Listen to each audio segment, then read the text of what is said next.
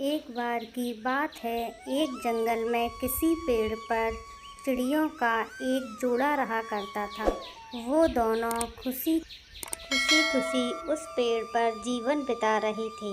एक दिन उनकी इस खुशी को एक सांप की नज़र लग गई। जिस पेड़ पर चिड़ियों का घोंसला था, उसी पेड़ के नीचे बने बिल में सांप रहने लगा था। जब भी चिड़ियों का जोड़ा दाना चुगने के लिए जाता, सांप उनके अंडों को पेड़ पर देख लेता और चिड़ियों के अंडों को पेड़ पर चढ़कर खा जाता था। चिड़ियों के आने से पहले पेड़ से उतरकर बिल में छुप जाता था, तो उन्हें घोंसला खाली मिलता था। लेकिन उन्हें पता नहीं चल पा रहा था कि उनके अंडों को कौन ले जाता है। इस प्रकार से कई दिन निकल गए। ऐसे ही रोज चिड़ियों को वापस आने पर घोंसला खाली मिलता था। इस प्रकार से कई दिन निकल गए। ऐसे ही रोज चिड़ियों को वापस आने पर घोंसला खाली मिलता था। एक दिन चिड़ियों का जोड़ा दाना चुगकर जल्दी आ गया, तो उन्होंने देखा कि उनके अंडों को बिल में रहने वाला एक सांप खा रहा है। इसके बाद उन्होंने उस पेड़ से दूसरे पेड़ पर जाने का फैसला किया और फिर वह अपना घोंसला उठाकर दूसरे पेड़ पर ऊंचे स्थान पर छुपा कर रख लिया और बातें करने लगी। वह जगह बहुत ही सुंदर थी।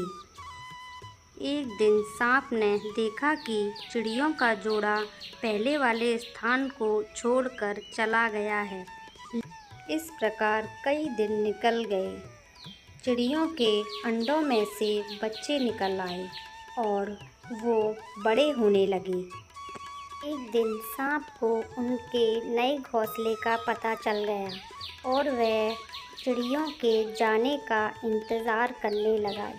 जैसे ही चिड़िया घोंसला छोड़कर गई, सांप उनके घोंसले की ओर बढ़ने लगा, लेकिन किसी कारण से चिड़िया वापस पेड़ पर आ रही थी।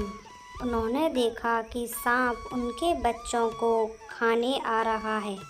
वह वहाँ पर जल्दी पहुँची और को उठाकर दूसरे पेड़ पर ले गई और सांप ने देखा कि घोंसला खाली है, तो वह चिड़ियों की चाल समझ गया और वापस जाके बिल के पास छुप गया और मौके का इंतज़ार करने लगा। इसी बीच चिड़िया ने सांप से पीछा छुड़ाने के लिए एक योजना बनाई।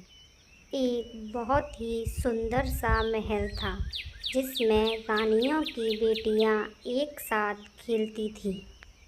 एक दिन दोनों चिड़िया उस सुंदर से महल के पास पहुंची और अंदर जाकर वहां खेल रही रानियों का रिबन चुराने की सोचने लगी।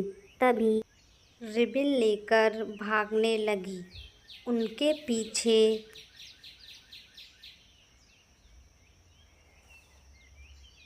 उन चिड़ियों ने उस रिबन को ले जाकर सांप के बिल के आगे रख दिया।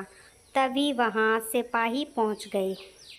जैसे ही सिपाहियों ने तलवार निकाली और उस बिल में डाला, सांप निकल आया और उससे चोट लग गई और वह वहीं मर गया।